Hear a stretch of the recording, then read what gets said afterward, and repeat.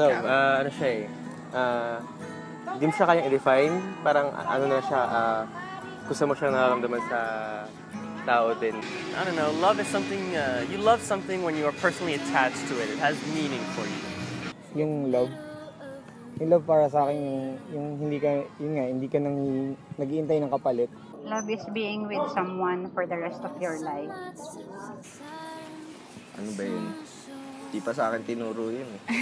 Tiwala sa isa't isa. Is the feeling or that you get when you're with someone special? Para sa akin kasi ang love, pagbibigay, pagbibigay sa kapwa, ganyan. Love is being loyal to each other.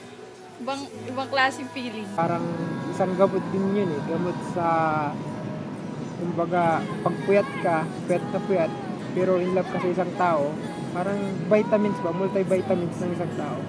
I think love is more on like, based on action.